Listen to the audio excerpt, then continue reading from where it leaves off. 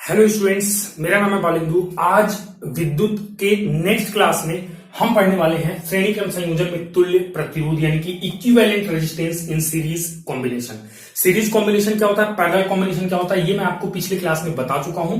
और series combination में अगर हमारे पास 3, 4, 5, 8, 10 रेजिस्टेंसेस एक साथ जुड़े हों, एक साथ दिए हों और कहा जाए कि इन 10 को हटा के एक बड़ा रेजिस्टेंस लगाओ, तो उन 10 के बराबर कौन सा रेजिस्टेंस होगा, कैसे निकलेगा, वही हम पढ़ने वाले हैं आज के क्लास में। Equivalent resistance in series combination, equivalent resistance in series combination. ठीक है, चलिए क्लास को शुरू कर लेते हैं बिना टाइम पास किए हुए। बहुत शायद लंबी क्लास होने वाली है, थोड़ा ध्यान से, और पहले धीरे धीरे चीजें चलेंगी और बाद में धीरे धीरे स्पीड बढ़ेगी, क्योंकि ये बिल्कुल बेसिक है, जीरो पे है हम, और जीरो से हम एडवांस लेवल पे थोड़ा सा जाएंगे, देखेंगे चीजों को। ठीक है, चलिए तो देख लेते हैं श्रेणी क्रम में प्रतिरोधों का संयोजन अगर करते हैं तो इक्विवेलेंट रेजिस्टेंस कैसे निकलेगा। सपोज दैट पहले तो तुम ये मान लो कि तुम्हारे पास 3 रेजिस्टेंस हैं, 1, 2, 3। ये 3 रेजिस्टेंस है। मान लो ये R1 है, ये R2 है, ये R3 है। ध्यान से सुनना, बहुत सारी बेसिक चीजें आपको यहां पे समझनी है। R1, R2 और R3 3 रेजिस्टेंस हैं। इन तीनों रेजिस्टेंसों को तुम देखोगे अगर ध्यान से, तो इसका पहला टर्मिनल, ये दूसरा, इसका दूसरा इसके पहले से, इसका दूसरा इसके पहले से, यानी कि ये सीरीज कॉम्बिनेशन है। सीरीज में चीजें आपको दिखाई दे रही है। ठीक है, अगर हमें इक्विवेलेंट निकालना है तो सबसे पहले इनको एक बैटरी से जोड़ना पड़ेगा। बीच में एक स्विच लगा देते हैं ताकि हम इस सर्किट को ऑन या ऑफ कर सकें। ये क्या है, ये आपका स्विच है। ये बैटरी का सिंबल है, आप सभी को पता है। मान के चलता हूं मैं कि ये बैटरी मैंने 20 वोल्ट की लगाई है। नॉर्मली हमें 10 वोल्ट, 20 वोल्ट, 25 वोल्ट दिया होगा, लेकिन हम जनरल बात कर रहे हैं तो 20 वोल्ट की एक बैटरी हमने यहाँ पे लगाई हुई है। ये हमारे प्रतिरोध है। अब इसमें क्या होगा स्टूडेंट्स, ये बैटरी कुछ ना कुछ करंट दे रही होगी। सपोज दैट ये आई करंट, टोटल कितनी करंट दे रही है, आई करंट, तो प्लस टर्मिनल से यहां से करंट निकलती हुई आपको दिखाई देगी। आई करंट, वही आई इसमें जाएगी, आई करंट वही इन तीनों प्रतिरोधों में जाएगी। वही आई इसमें गई, इसमें से पास होके इसमें गई, इसमें से पास होके इसमें गई। कहीं भी इस आई का बंटवारा नहीं है। ये टोटल आई यहां से निकलेगी और हमारे सर्किट में इंटर कर जाएगी। अब कुछ बच्चों के दिमाग में अगर आ रहा हो तो मैं बता दूं, प्रैक्टिकल लाइफ में क्या होता है, जैसे वायर्स में से जब करंट फ्लो होती है तो वायर गर्म होता है, या फिर प्रतिरोध में से करंट फ्लो होगी तो प्रतिरोध गर्म होगा। इसकी वजह से कुछ ना कुछ करंट में लॉस होता है, लेकिन वो प्रैक्टिकल बात है। हम यहाँ पे प्रैक्टिकल बात नहीं कर रहे हैं, हम यहाँ पे आइडियल बात कर रहे हैं। आइडियल बात, आइडियली क्या होगा कि यहां से हम मान के चल रहे हैं कि हमारे जो तार हैं या फिर हमारा जो प्रतिरोध है उसमें कोई भी लॉस नहीं है। उसमें आई करंट अगर यहां गई है, इसमें आई गई है, माना कि ये रेजिस्टेंस गर्म होगा, इसके अंदर कुछ और क्रियाएं होंगी तो कुछ हमारा करंट हल्का फुल्का कम हो जाएगा, फिर जो बचेगा वो इसको मिलेगा फिर थोड़ा। लेकिन हम क्या मान के चल रहे हैं कि आइडियल सिचुएशन में ऐसा नहीं होता। हम आइडियल बात कर रहे हैं तो ये करंट यहां से जितनी जा रही है कोई लॉस नहीं, हमारे सर्किट के अंदर कोई लॉस। और फिजिक्स में जितना हम पढ़ेंगे, जितना हम अपने चैप्टर के अंदर पढ़ेंगे, हम आइडियल बात करेंगे। हम वो बात नहीं करेंगे कि हीटिंग की वजह से या फिर किसी और फैक्टर की वजह से यहां से कोई करंट हमारी लॉस हो गई। हम मान के चलेंगे टोटल आई और टोटल निकल गई, कोई लॉस नहीं हो रहा। ठीक है, तो यहां से आई करंट, आई आई आई आई सारा इस तरीके से ये पूरा सर्किट कंप्लीट हो गया। ये पूरा चक्कर काटते रहेंगे। ठीक है, अब एक चीज आपको पता है, विभवांतर के बारे में मैंने आपको बताया था, विभवांतर के बारे में, कि अगर 2 पॉइंट्स, 3 पॉइंट्स ले लो, अगर ये ए बी सी है तो ए और बी के बीच का विभवांतर अगर मान लो V1 है तो बी और सी के बीच का V2 होगा। यानी कि जब पॉइंट्स बदल जाते हैं, जैसे ए बी की बात कर रहे थे तो कुछ और विभव, बीसी की बात कर रहे हैं तो कुछ और विभव, किसी और पॉइंट की बात करेंगे तो कुछ और विभव। अगर दो विभव क्या होता है, 2 पॉइंट्स के बीच का विभव का अंतर, विभवांतर की बात करें पोटेंशियल की या पोटेंशियल डिफरेंस की, तो जैसे जैसे पॉइंट्स बदलते हैं वैसे वैसे पोटेंशियल भी क्या होता है, बदल जाता है। तो यहां पे भी अगर आप ध्यान दो, इसको तुम पॉइंट ए समझो, इसको तुम पॉइंट बी समझो, तो ए और बी के बीच का जो विभव होगा वो कुछ अलग होगा। तो ये R1 रेजिस्टेंस है तो मैंने मान लिया इसका विभव कितना है, V1 है। ऐसे ही ये B है, इस पॉइंट को अगर मैं C मान लेता हूं तो B से C का विभव बीच का मैं V2 मान लेता हूं। विभव बदल जाएगा क्योंकि R2 प्रतिरोध है, ये अलग पॉइंट्स हैं। R3 प्रतिरोध, यहाँ पे 2 पॉइंट्स अलग अलग हो गए, तो इसके बीच का प्रतिरोध मैं मान ले रहा हूं कि विभवांतर मैं मान ले रहा हूं कि अगर इसका R3 है तो विभवांतर कितना है, V3 है। ये सारे अलग अलग विभवांतर पे होंगे, लेकिन एक चीज कॉमन है कि करंट I, इसमें भी वही I, इसमें भी वही I, और I करंट पूरी फ्लो होती रहेगी, लेकिन इनका विभव जो होगा वो अलग अलग होगा। ठीक है, अब देखो ओम्स लॉ का आपको पता है बच्चों, ओम्स लॉ का आपको पता है। ओम्स लॉ के बारे में मैंने पढ़ाया हुआ है कि V बराबर क्या होता है, IR। देखिए ओम्स लॉ आप जब भी लगाते हैं, एक पॉइंट यहां पे बेसिक पहले समझ के चलिए कि ये ओम्स लॉ जिस पर्टिकुलर एलिमेंट के लिए लगाएंगे, तो जिस एलिमेंट के लिए लगाएंगे उसी का V हमको लिखना है, उसी का I लिखना है और उसी का R लिखना है। अदर एलिमेंट्स को हम भूल जाएंगे, अदर एलिमेंट्स को हम छोड़ देंगे। बात समझ रहे हैं? एलिमेंट्स जैसे R1 की बात करेंगे तो इसी का वोल्टेज V1, इसी का प्रतिरोध R1 और इसी प्रतिरोध में बहने वाली धारा I की बात हम करेंगे। इसमें इसका विभवांतर V2, इसका प्रतिरोध R2, तो इसी R2 V2 और इसी में जो I बह रही होगी उसी की बात करेंगे। R3 की बात करेंगे तो I केवल R3 में जो चीजें हैं उसी में V बराबर I R लगाएंगे। R3 का प्रतिरोध होगा, R3 का विभवांतर होगा और R3 में बहने वाली धारा होगी। हम जिसकी बात, अगर हम टोटल की बात करेंगे तो टोटल वोल्टेज लिखेंगे, तो टोटल करंट लिखेंगे, और अगर टोटल करंट लिखेंगे तो टोटल प्रतिरोध हमें लिखना पड़ेगा। अगर हम टोटल पे लगाएंगे तो हर चीज VIR टोटल की होगी। अगर हम पर्टिकुलर एलिमेंट की लगाएंगे तो पर्टिकुलर एलिमेंट के लिए भी VIR उस एलिमेंट का ही रखेंगे, ना कि किसी और का। तो उम्मीद करता हूं ये लॉजिक आपको क्लियर हो गया होगा। तो अब अगर ओम्स लॉ की बात करें, अब अगर आप ओम्स लॉ की बात करें, देखो ओम्स लॉ की बात कर लेते हैं यहां पे थोड़ा सा। तो अगर हम R1 के लिए, ध्यान से देखना, अगर हम R1 के लिए ओम्स लॉ लगाएं, R1 के लिए ओम्स लॉ लगाएं तो क्या लिख सकते हैं? V बराबर IR होता है, इसका V कितना है? V1 है, बराबर इसमें करंट वही I फ्लो हो रही है तो I करंट और प्रतिरोध R1 है, इसको समीकरण 1 लिख सकते हैं। अगर R2 के लिए V बराबर IR ओम्स लॉ लगाएं तो V2 बराबर I तो सेम है, R प्रतिरोध R2 हो गया, इक्वेशन नंबर 2 हो गया। तीसरे वाले के लिए लगाएं तो V3 बराबर I तो सेम है लेकिन प्रतिरोध R3 है, तो V3 बराबर IR3 हम लिख सकते हैं। ठीक है, ये तो हमने ओम्स लॉ लगा दिया तीनों डिफरेंट प्रतिरोधों पे। अब एक चीज सोचो, थोड़ा सा अपना दिमाग लगाओ कि इस पूरे सर्किट के अंदर टोटल जो वोल्टेज है, टोटल जो विभव है वो कौन दे रहा है? वो ये बैटरी दे रही है। टोटल जो पोटेंशियल है वो कौन दे रहा है? ये बैटरी दे रही है। इस बैटरी का पोटेंशियल कितना है? V है। यही पोटेंशियल आगे बढ़ा है, यही पोटेंशियल, यही पूरे सर्किट को पोटेंशियल दे रहा है। तो ये टोटल अगर V है और R1 को V1 मिल गया, पता नहीं क्या मिला, कुछ मिला थोड़ा बहुत, इसी V में से कुछ हिस्सा V1 को मिल गया R1 को, इसी V में से कुछ हिस्सा R2 को मिल गया, इसी V में से कुछ हिस्सा R3 को मिल गया, तो जाहिर सी बात है ये टोटल था, 3 लोगों में बटा है। तो अगर इन तीनों के पोटेंशियल को जोड़ दें तो टोटल पोटेंशियल मिल जाएगा, क्योंकि टोटल पोटेंशियल इन्हीं तीनों में बटा है, तो टोटल पोटेंशियल बराबर होगा इन तीनों के पोटेंशियल के। सिंपल सी बात यहां से आपको समझ में आ रही होगी। तो हम ये कह सकते हैं स्टूडेंट्स कि जो टोटल मेरा पोटेंशियल V है वो बराबर होगा किसके? जो टोटल पोटेंशियल V है वो बराबर होगा किसके? V1 plus V2 plus V3 के, क्योंकि बस इसके अलावा और कहीं मेरा पोटेंशियल गया नहीं है। तो V बराबर क्या हो जाएगा? V1 plus V2 plus V3, क्योंकि और कहीं हमारा लॉस हुआ नहीं। टोटल पोटेंशियल V और ये तीनों में बटा है तो इन तीनों के पोटेंशियल के योग के बराबर हो जाएगा। यहां से हम लिख सकते हैं, ये लॉजिक हमारा काम करेगा। अब देखिए ध्यान से, ये V क्या था? ये V इस बैटरी का था, इस बैटरी का, ये तो टोटल वोल्टेज है इस पूरे सर्किट का। तो इसके लिए अगर ओम्स लॉ लगाएं बैटरी के लिए, फॉर बैटरी, अगर बैटरी के लिए ओम्स लॉ लगाएं तो बैटरी का वोल्टेज बराबर बैटरी से निकलने वाली टोटल धारा I, और इस सर्किट का जब टोटल वोल्टेज बराबर टोटल करंट, तो टोटल प्रतिरोध भी लिखना पड़ेगा। और मान लिया मैंने R1 R2 R3 को मिला के जो टोटल प्रतिरोध है वो R इक्विवेलेंट आया। ये EQUIVALENT इक्विवेलेंट यानी कि तुल्य प्रतिरोध। तो EQ 2 वर्ड मैंने लिख दिया, यानी कि इन तीनों का जो जोड़ने के बाद तुल्य प्रतिरोध आया वो कितना है? R EQ है। तो मैंने V बराबर I इंटू R EQ लिख दिया। क्यों?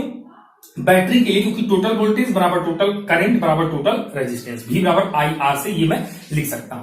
अब एक काम करते हैं, इसको अगर इक्वेशन नंबर 4 कर दें तो आप ऐसे लिखो कि समीकरण, चलो हिंदी में ही कर लो, समीकरण 4 से क्या हो जाएगा? V में ये मान रखो तो V बराबर I इंटू R EQ था, बराबर V1 का ये मान रखो I इंटू R1 था, प्लस V2 क्या था? I इंटू R2 था, प्लस V3 क्या था? I इंटू R3 था। अब I इंटू R इक्विवेलेंट ऐसे ही रह गया। इन तीनों में I कॉमन है तो कॉमन ले लो, R1 बचेगा, प्लस यहां से I चुरा लिया तो R2, प्लस यहां से I चुरा लिया तो क्या बचा? R3 बचा। I से I यहां पे कैंसिल होते दिख रहा है। R इक्विवेलेंट बराबर कितना आ गया? R1 plus R2 plus R3, R1 plus R2 plus R3। R equivalent कितना आ गया?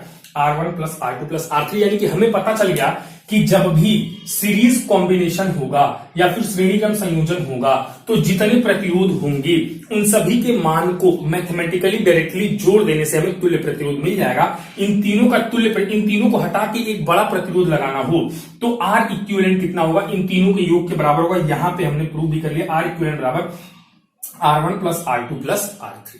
तो उम्मीद करता हूं कि जो इक्विवेलेंट रेजिस्टेंस है सीरीज कॉम्बिनेशन का वो समझ में आ गया होगा। क्या होता है आर इक्विवेलेंट बराबर R1 plus R2 plus R3। ठीक है, तो उम्मीद करता हूं ये लॉजिक आपको समझ में आया होगा। एक चीज और देखो, ये वाला जो सीरीज कॉम्बिनेशन है इसका यूज हम लोग प्रैक्टिकल लाइफ में बहुत कम करते हैं या फिर ना के बराबर करते हैं। इसका कारण क्या मैं आपको बता दे रहा हूं। इसमें एक्चुअली होता क्या है, जैसे मान लो ये तो हमारा हो गया, इस खाली स्थान में चीजों को थोड़ा सा समझते हैं। अगर जैसे मान लो हमारे पास 10 रेजिस्टेंस है या 5 है, ये 3, ये 4, ये 5 रेजिस्टेंस है।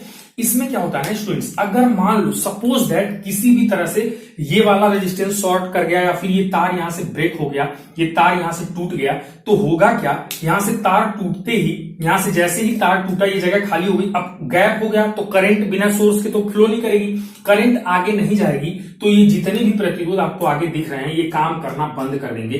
तो हमारे ये चारों बेकार हो गए। अब चारों में करंट नहीं जा रही तो चारों हमारे बेकार हो गए। तो सबसे बड़ा लॉस ये है कि अगर बीच में कहीं भी इसमें कनेक्शन टूटता है ना, बीच में कहीं से भी कनेक्शन अगर टूटता है तो हमारी आगे की जितनी भी कह सकते हो आगे की जितनी भी चीजें हैं वो सभी खराब हो जाती है। इसलिए हम सीरीज कॉम्बिनेशन में बहुत कम चीजों को जोड़ते हैं, हम जल्दी जोड़ते नहीं है। ठीक है, क्यों? क्योंकि मैंने बता दिया अगर एक जगह ब्रेकेज हुआ तो आगे की चीजें खराब हो जाएंगी, क्योंकि उसमें करंट ही नहीं फ्लो करेगी। ठीक है, फिगर में भी आपको समझ में आ रहा होगा। इसका बेस्ट एग्जांपल बताता हूं, जैसे दिवाली के टाइम में चाइनीज और दुनिया भर की लड़ियां आती हैं सजाने के लिए, सजावट के लिए छोटी छोटी लाइट्स वाली लड़ियां आती है, बहुत लंबी लंबी, आप लाते हो अपने घर में सजाते हो। आप कई बार देखोगे वो जो लड़ियां होती है उसमें जैसे एक बल्ब यहां लगाया, फिर एक बल्ब यहां लगाया, फिर एक बल्ब यहां, एक बल्ब यहां, एक बल्ब। कई बार क्या होता है कि ये पता लगा यहां से खराब हो गया, हमें पता भी नहीं चलता, उसमें ढूंढ भी नहीं पाते, पतले पतले तार होते हैं, पता लगा यहां से टूट गया। यहां से टूटने के बाद ये दोनों तो जलेंगे, ये सभी के सभी क्या हो जाएंगे, बेकार हो जाएंगे, ये जलेगा नहीं, तो हमारी पूरी की पूरी लड़ी एक तरह से, अगर कहीं ऊपर ही मान लो पहले दूसरे बल्ब में कोई कमी निकल आई तो बाकी की चीजें खराब हो जाएंगी, या आधे में कोई कमी निकल आई तो बाकी एक की आधी नहीं जलेंगी। तो जो लड़ियां आती हैं सजावट में यूज होती हैं, जो दिवाली के टाइम में आपने देखा होगा, वो सीरीज कॉम्बिनेशन के थ्रू ही जोड़ी गई रहती हैं, इसी कॉम्बिनेशन को उनको जोड़ा गया होता है, लेकिन वो बेकार होती हैं, खराब इसीलिए कहते हैं कि खराब हो गई तो रिपेयर नहीं हो पाएगी। लेकिन फिर भी इसमें सीरीज कॉम्बिनेशन इसको क्यों बनाते हैं, क्योंकि बच्चों अभी जब पैरेलल पढ़ाऊंगा तब बताऊंगा मैं आपको। ऐसे सीरीज कॉम्बिनेशन में चीजों को जोड़ने से क्या है कि तार का खर्चा कम आता है, तार कम लगते हैं तो पैसा कम लगता है। चाइनीज माल है, आपको पता सस्ते में लेके आना है, या इंडियन भी बहुत सारे बनते हैं ऐसे जो सीरीज कॉम्बिनेशन में ही जोड़ते हैं। तो सीरीज में वही लफड़ा है कि भैया एक खराब हुआ तो सारे खराब। तो क्यों बनता है, क्योंकि सस्ता, 100 रुपए में तुम्हें 5 मीटर 10 मीटर की लंबी बिजली की वो मिल जाती है, लड़ी मिल जाती है। तो सस्ते में बनाना है, वायर कम लगाना है, इसलिए हम सीरीज में जोड़ते हैं। पैरेलल में वायर ज्यादा लगते हैं। अभी बताऊंगा क्या होता है। ये जो बात मैंने बताई ये आपको नोट पॉइंट में भी लिखना है, अभी मैं दे दूंगा फिलहाल नोट पॉइंट भी आपको यहाँ पे। ठीक है, तो नोट पॉइंट यहाँ पे अभी मिल जाएगा आपको, स्क्रीन पे आ जाएगा, फिर आप स्क्रीनशॉट ले लेना, ये पूरा आप लिख लेना। ठीक है, चलो 1 सेकंड का टाइम दो।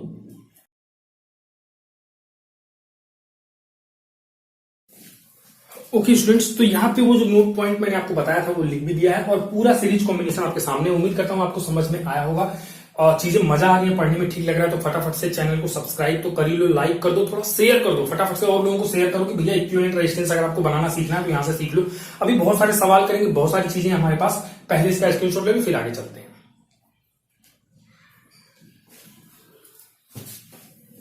ओके चलिए, तो कुछ एक एग्जांपल्स के थ्रू सीरीज कॉम्बिनेशन को थोड़ा सा समझ लेते हैं, कुछ एक सवाल लगाते हैं। जैसे एग्जांपल नंबर 1 अगर किया जाए, एग्जांपल नंबर 1 आपके पास दिया हुआ है, मान लो ये 2 प्रतिरोध दिया हुआ है। ठीक है, ये 2 प्रतिरोध दिया हुआ है। ठीक, एक 2 ओम का है, एक 4 ओम का है, और आपसे सवाल क्या कह रहा है, सवाल कह रहा है फाइंड आर इक्विवेलेंट, यानी इन दोनों को जोड़ के जो परिणामी प्रतिरोध होगा बताना आपको क्या होगा। तो ये दिख रहा है सीरीज कॉम्बिनेशन, सिंपल है, सीरीज में दिख रहा है, कोई इसमें दिमाग तो लगाना ही नहीं है। तो अगर आर इक्विवेलेंट निकालना हो इन दोनों को, तो आर इक्विवेलेंट बराबर, आपको पढ़ाया मैंने क्या होता है, R1 प्लस क्या होता है R2, R1 plus R2, 2 ohm plus 4 ओम बराबर कितना हो गया, 6 ओम। निकल गया। एग्जाम्पल नंबर 2 देखते हैं, एग्जाम्पल नंबर 2 देख लेते हैं। एक और है, सपोज दैट इस तरीके का है, 3 प्रतिरोध है, ये भी किसमें दिख रहे हैं आपको, सीरीज में दिख रहे हैं, कोई घबराने वाली बात नहीं है। 10 ओम का है, 6 ओम का है, 4 ओम का है। फिर से सवाल मेरा यही है, फाइंड आर इक्विवेलेंट कितना होगा। बेसिक से, मैंने कहा बेसिक से, फिर धीरे धीरे चीजों को अभी कठिन करेंगे, अभी चीजों को आगे बढ़ाएंगे। तो आर इक्विवेलेंट निकालना है। आर इक्विवेलेंट भाई सीरीज में दिख रहा है, इसमें कुछ भी समझाने वाली बात नहीं है, सीरीज में दिख रहा है। आर इक्विवेलेंट क्या होता है, R1 plus R2 plus R3 होता है, सभी को एक साथ जोड़ देना होता है। तो 10 धन 6 धन 4, 10 6 16 4 20 ओम। इक्विवेलेंट रेजिस्टेंस कितना आ गया, 20 ओम का आ गया। ठीक है, फटाफट से स्क्रीनशॉट लेना है, इसका स्क्रीनशॉट ले लो, ये वाला काम कर लो।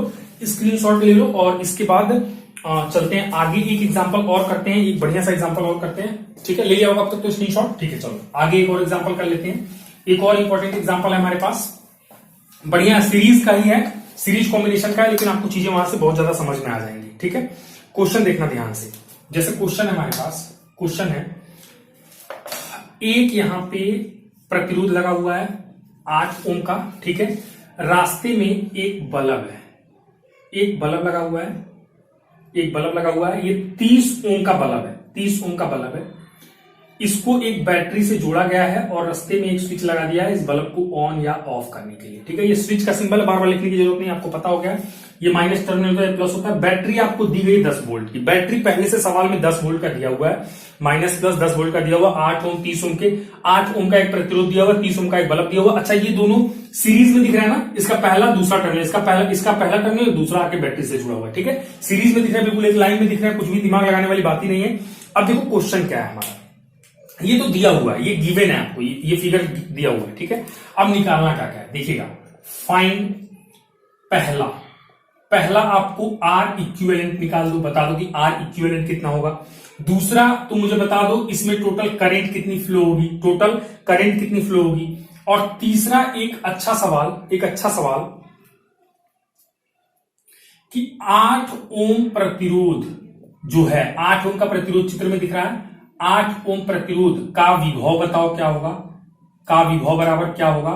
और 30 ओम का जो बल्ब है, 30 ओम का जो बल्ब है, का प्रतिरोध क्या होगा, का प्रतिरोध बराबर क्या होगा, ये मेरा सवाल है।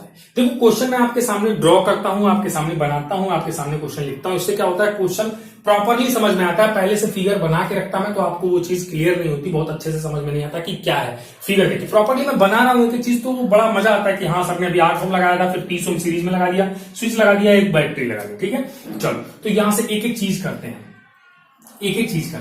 आर इक्विवेलेंट निकालना है। आर इक्विवेलेंट देखो ना, ये 8 ओम का प्रतिरोध और 30 ओम का सीरीज में है, तो आर इक्विवेलेंट बराबर क्या होता है आपको पता है। अगर सीरीज कॉम्बिनेशन है तो R1 प्लस R2 होता है, और मेरा तो यहाँ पे सीरीज ही है तो 8 प्लस 30 कर दूंगा, 8 ओम प्लस 30 ओम तो कितना ओम आ जाएगा, 38 ओम आ जाएगा। आर इक्विवेलेंट पहला सवाल आपका हो गया। दूसरा सवाल हमें क्या निकालना है, आई निकालना है। एक बात सोचो बच्चों, टोटल वोल्टेज बैटरी दे रही है ना, इस पूरे सर्किट में टोटल वोल्टेज कौन दे रही है, बैटरी दे रही है। तो ओम्स लॉ हमारे पास है ना, V बराबर I इंटू R होता है।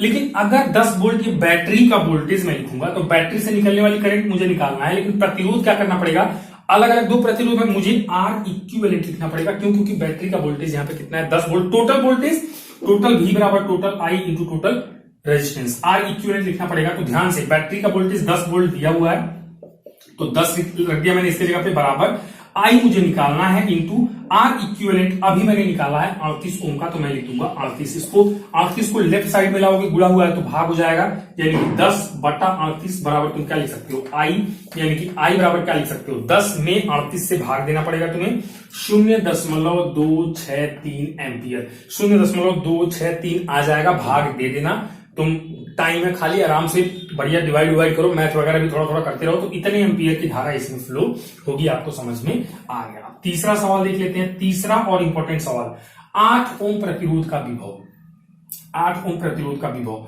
तो ध्यान से देखना, ये जो 8 ओम प्रतिरोध का हमें विभव पूछ रहा है, मान लिया मैंने V1, मान लिया मैंने कितना है विभव V1, इसमें जो बहने वाली धारा I यहां से निकलेगी, वही I इसमें जाएगी, और वही I इसमें, वही I यहां से निकल आएगी, वही I सेम I फ्लो होगी, क्योंकि सीरीज कॉम्बिनेशन में करंट का मान नहीं बदलता, सेम करंट फ्लो होती है। तो इस वाले प्रतिरोध की अगर बात करें तो V यानी कि V1 बराबर I, तो यही वाली फ्लो हो रही है, तो I इंटू R, R इसका कितना है, R इसका कितना है 8 ओम, तो मैंने रख दिया V बराबर IR, केवल मैंने इस प्रतिरोध के लिए लगाया। मैं समझा चुका हूं, अगर पर्टिकुलर एलिमेंट की बात करेंगे तो उसी का V, उसी का I, उसी का R, इसका V मुझे पता नहीं है, मैंने लिख दिया V1 बराबर, इसमें I मुझे पता है तो I इंटू R 8 ओम का। तो यहां से अगर V1 बराबर लिखे तो I अभी मैंने निकाला थोड़ी देर पहले, कितना आया 0.263 एम्पियर, 0.263 एम्पियर, और इंटू 8 रख दिया, गुणा कर लो, गुणा करने के बाद ये आ जाएगा 2.104, और विभव का मात्रक क्या होता है वोल्ट, तो 2.1104 वोल्ट आपका इसका विभव आ जाएगा, किसका, 8 ओम प्रतिरोध का। अगला सवाल, 30 ओम का जो बल्ब है इसका वोल्टेज मान लिया मैंने V2 है, इसका वोल्टेज मैंने मान लिया कितना है, V2 है। तो चलिए V2 के लिए लगाते हैं, V बराबर आई आर, तो V बराबर करंट तो आई जा रही है और इंटू आर, इसका आर लिखना पड़ेगा, कितना ओम है, 30 ओम है। मैंने कहा पर्टिकुलर एलिमेंट के लिए, तो बल्ब के लिए चल रहा है तो हर चीज बल्ब का लिखेंगे। यहां से क्या हो जाएगा, V2 बराबर आई हमने निकाल लिया 0.263 गुणे आर हमने 30 रख दिया, गुणा कर लेना 7.890 वोल्ट आ जाएगा। गुणा कर लेना घर बैठे बैठे, गुणा करके यहाँ पे टाइम पास क्यों करना है, टाइम पास क्यों करना है, मैंने गुणा किया हुआ पहले से, 0.263 गुणे 30 गुणा कर लेना, कितना आ जाएगा 7.890 वोल्ट आ जाएगा। तो इस 30 ओम प्रतिरोध का, 30 ओम प्रतिरोध, देखो अच्छे क्वेश्चंस आ रहे हैं कि नहीं आ रहे हैं, धीरे धीरे और भी अच्छे आएंगे और भी डिफिकल्ट चीजें आएंगी, मजा आएगा। और इसके बाद तो कुछ कम से कम आज अगर नहीं हो पाया तो नेक्स्ट क्लास में 7, 8, 10 क्वेश्चन तो ऐसे कराऊंगा जो बोर्ड एग्जाम में वही डिट्टो कॉपी पूछे जाते हैं, ठीक है, तो वो क्वेश्चंस करेंगे हम लोग, इंपॉर्टेंट है, मजा आएगा। चलो यहाँ पे V2 कितना निकल गया, 7.890 वोल्ट निकल गया। इस वाले 30 ओम प्रतिरोध का वोल्टेज ये आ गया, निकल गया सब कुछ, जो निकालना था सब कुछ, पूरा सवाल हल हो गया। तो ये एक अच्छा क्वेश्चन था, बेसिक से शुरुआत करने के लिए, कॉन्सेप्ट्स को सीखने के लिए मुझे लगा ये बढ़िया सवाल, इसलिए मैं आपके सामने लेके आया था। इसमें एक और चीज देखो, मैं बार बार कहता रहता हूँ टोटल वोल्टेज 10 वोल्ट है, यही वोल्टेज इन दोनों में डिवाइड हुआ होगा ना, V1 में और V2 में, V1 में और V2 में यही वोल्टेज डिवाइड हुआ होगा ना, तो ये वोल्टेज डिवाइड हुआ होगा, यानी कि V1 प्लस V2 मिला दे तो 10 वोल्ट होना चाहिए। अगर हम प्रैक्टिकली सोचें, अगर हम लॉजिकली सोचें तो हाँ बिल्कुल सही बात। देखो V1 2.104 वोल्ट आया और V2 कितना आया, 7.890 वोल्ट आया, 7 और 2 9 होता है, और ये दशमलव वाले जोड़ोगे तो लगभग 1 के बराबर आ जाएगा, मिला के 10 हो जाएगा। देखो 10 वोल्ट यहाँ बैटरी, कहने का मतलब इन दोनों को जोड़ोगे तो लगभग कितना वोल्ट आ जाएगा, 10 वोल्ट आ जाएगा। अगर दशमलव में ना कन्वर्ट करके इसको भिन्न में रहने दो, जैसे 10/38 था, वही 10/38 गुणे 8 और वो रख के भिन्न में रख के पूरा जोड़ोगे तो एग्जैक्ट टोटल कितना मिलेगा आपको, 10 वोल्ट। भाई यही वोल्टेज मैं अभी पीछे समझा रहा था कि इसमें और इसमें बट गया है दो जगह में, तो जाहिर सी बात है इन दोनों को जोड़ूंगा तो 10 वोल्ट आना चाहिए। और मैंने ये दोनों अलग अलग इन दोनों का वोल्टेज निकाला है, इन दोनों का वोल्टेज निकाला है, इन दोनों को मैं जोड़ रहा हूं, 7 2 9 8 1 9, लगभग इसको जोड़ोगे तो ये भी किसके बराबर आएगा, 10 1 के बराबर आएगा। तो 7 2 9 और ये दशमलव वाला जोड़ोगे तो 1 के बराबर आएगा, 9 और 1 मिला के टोटल कितना वोल्टेज हो जाएगा, 10 वोल्ट। तो हर चीज बिल्कुल प्रॉपर सेट हो रही है यहाँ पे, ठीक है। चलिए फटाफट से इसका भी स्क्रीनशॉट लीजिएगा और ये सवाल लगाइएगा घर पे। मैं तो यह कहूंगा नोट्स अपने हाथ से बनाओगे मजा आ जाएगा कतई। देखो डिग्री कॉलेज या आप पीएचडी करने नहीं आएगा, और जो करते हैं वो भी नोट्स बनाते हैं, लिखते हैं। अगर आप अपने हाथ से लिखोगे आपको खुद से पता लगता है, चीजें समझ में आती है। अगर आप अपने हाथ से नहीं लिखोगे, आप फोटोकॉपी करा लोगे या फिर वैसे स्क्रीनशॉट से पढ़ रहे हो, फिर वो मजा नहीं आएगा। वो मुझे आता है तो मैंने कर दिया, आपको आता है तो आप अपने पेन से करो, ठीक है। चलो स्क्रीनशॉट ले लो, आगे बात करते हैं। ओके स्टूडेंट्स, चलिए आगे चलते हैं, क्लास को आगे ले चलते हैं। अब समांतर क्रम में संयोजन करेंगे तो तुल्य प्रतिरोध इक्विवेलेंट रेजिस्टेंस निकालने की कोशिश करते हैं कि इक्विवेलेंट रेजिस्टेंस क्या होगा जब समांतर क्रम में जोड़ेंगे। देखो क्लास थोड़ा सा अभी तो जो भी 10-15 मिनट हुए हैं, अभी और भी लंबी क्लास चलने वाली है। थोड़ा सा दिमाग को संतुलित करके बैठना, कॉपी पेन लेके बैठना, थोड़ा दिमाग लगाते रहो, तभी आपका मतलब ग्रोथ हो पाएगा, आप चीजों को कर पाओगे, ठीक है। और इसमें बहुत कुछ चीजें मैं आपको एक्सप्लेन करने वाला हूँ। बहुत छोटी छोटी चीजें इतनी ज्यादा हो जाती हैं कि आप वीडियो को अगर एक बार में पूरा क्लियर नहीं हुआ तो एक बार और सुन लेना, दोबारा देख लेना, उससे तुम्हें ही फायदा होगा, ठीक है। चलो तो एक काम करते हैं, पैरेलल कॉम्बिनेशन में, समांतर क्रम में तुल्य प्रतिरोध निकालते हैं, इक्विवेलेंट रेजिस्टेंस निकालते हैं, ठीक है। तो समांतर में एक काम करता हूं, पहले तो मैं प्रतिरोध बना लेता हूं समांतर क्रम में, 2 3 जोड़ लेते हैं। एक प्रतिरोध मान लो ये है, एक ये है, एक ये है, ये तीनों समांतर में है, तो इन तीनों का एक टर्मिनल एक जगह पे और दूसरा टर्मिनल दूसरी जगह पे हमें रखना पड़ेगा। और मान लो इसका प्रतिरोध R1, इसका R2 और इसका R3 है, और इसको भी एक काम कर लो, एक बैटरी से जोड़ लो, बैटरी से जोड़ लो, ठीक है। मान लो बैटरी का विभव V है, माइनस टर्मिनल प्लस टर्मिनल, और रास्ते में एक स्विच लगा देना, बाई चांस अगर सर्किट को ऑन ऑफ करना पड़े। स्विच का कोई मतलब नहीं है, लगाओ ना लगाओ कोई फर्क नहीं पड़ रहा फिलहाल, ठीक है। चलो तो ये पैरेलल में दिख रहा है आपको। देखो फिगर में आपके सामने बनाता हूं तो ज्यादा क्लियर होता है। अगर बना के होता, बस ऐसे ही एक्सप्लेन करना होता ना, बहुत सारी वीडियोस में होता है कि सब कुछ बना बनाया रहता है, आके एक्सप्लेन कर दो फटाफट से, ये है वो है, दिमाग में सेट नहीं होता है। तो ये R1, R2, R3, इन तीनों का एक टर्मिनल पॉइंट ए पे और दूसरा टर्मिनल पॉइंट बी पे, एक जगह पे, ठीक है, एक जगह पे। तो ये तीनों का एक टर्मिनल एक जगह पे, दूसरा टर्मिनल दूसरी जगह पे, तो ये तीनों कैसे कॉम्बिनेशन में दिख रहे हैं, पैरेलल में, पैरेलली दिख रहे हैं और इनको एक बैटरी से हमने जोड़ा। यहाँ पे हमने क्या लगा दिया, स्विच। ये क्या है आपको पता है, ये है आपका स्विच। और ये क्या है आपको पता है, बैटरी है। बैटरी वोल्टेज इसका V आपको दिया हुआ है। प्लस वाले टर्मिनल से सपोज दैट अगर करंट I निकल रही है, करंट I मान लो यहां से निकल रही है। ध्यान से देखना पैरेलल कॉम्बिनेशन में क्या घटनाएं घटती हैं, कैसे इक्विवेलेंट निकलता है। ध्यान से देखो, पॉजिटिव टर्मिनल से I निकली, यहां तो एक ही तार है तो I, वही I यहां पे इंटर करेगी। अब देखो ना, ये I यहां तक तो आ गई। अब जब अंदर घुसेगी, I जैसे ही अंदर जाएगी, अब इस I को यहां इस पॉइंट A पर जाते ही 3 रास्ते दिखेंगे, 1 2 3। तो कुछ करंट इसमें चली जाएगी, मान लिया I1, कुछ करंट इसमें चली जाएगी, मान लिया I2, कुछ करंट इसमें चली जाएगी, मान लिया I3। अब जो I1 इसमें घुसी है वो यहां से I1 ही निकलेगी, जो I2 इसमें गई है यहां से I2 ही निकलेगी, जो I3 इसमें गई है वो यहां से I3 ही निकलेगी। यही I1 I2 I3 में टूटी थी, I 3 करंट्स में टूट गई थी और तीनों आके इस पॉइंट B पे मिल रहे हैं। तो तीनों मिलके फिर से कितना दे देंगे, फिर से I करंट दे देंगे और वो I करंट फिर से यहां आएगी और बैटरी से होते हुए ये सिलसिला पूरा चलता रहेगा। ये किसमें होगा, पैरेलल कॉम्बिनेशन में। अब एक मुख्य बात और नोट करो, देखो पॉइंट A और B, अगर प्रतिरोध R1 की बात करें तो इसके 2 टर्मिनल कहां पे हैं, पॉइंट A और B के बीच में है।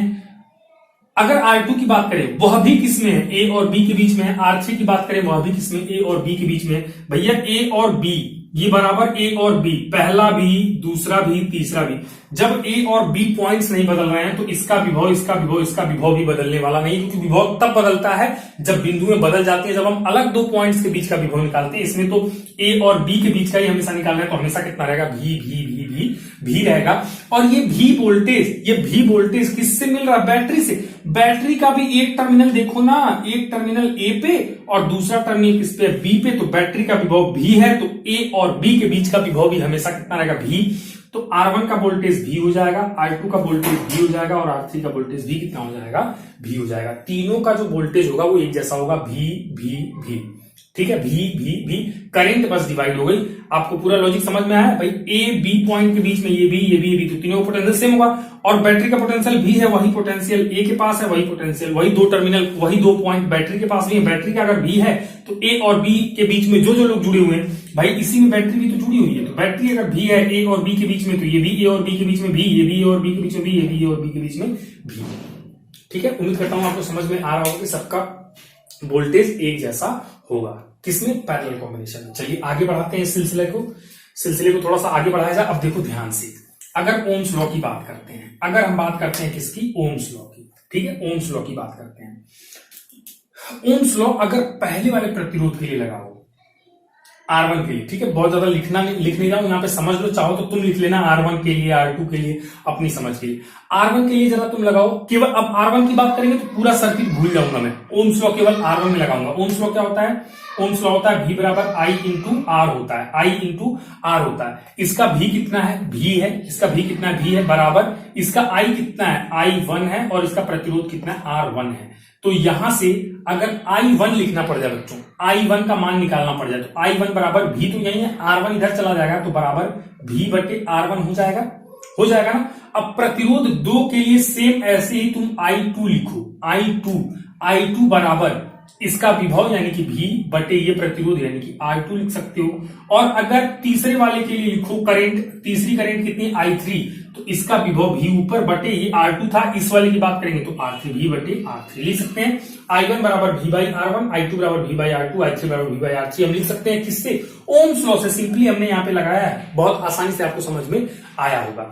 अब एक चीज देखो, विभव तो V हो गया, विभव से कुछ मिलने वाला नहीं। एक चीज हम देख रहे हैं, एक पॉइंट आपने नोट किया होगा कि जो ये करंट, टोटल करंट जो I है वो बराबर है किसके, I1 plus I2 plus I3 के। टोटल करंट किसके बराबर है, I1 plus I2 plus I3 के। अच्छा, अगर टोटल करंट की बात करेंगे तो टोटल करंट के लिए V बराबर IR अगर लगाएं, ये हमारी बैटरी थी ना, बैटरी का V बराबर बैटरी से निकलने वाली करंट I और R मतलब टोटल R, इस पूरे सर्किट का टोटल R, और टोटल R तो R1 R2 R3 को हटा के जब इक्विवेलेंट लगाएंगे तब मिलेगा ना। मान लिया मैंने इन तीनों को मिला के जो इक्विवेलेंट रेजिस्टेंस है वो Req है, मान लिया मैंने Req है, तो बैटरी के लिए हम क्या लिख सकते हैं, V बराबर I इंटू R इक्विवेलेंट लिख सकते हैं, क्योंकि टोटल V बराबर total I into total resistance. यहां से भी अगर I निकालो, यहां से I निकालो तो क्या लिख सकते हो, V, और ये R इक्विवेलेंट को लेफ्ट साइड मिलाओ तो बटे हो जाएगा V बटे R इक्विवेलेंट। लिख सकते हो कि नहीं लिख सकते हो, बिल्कुल लिख सकते हो।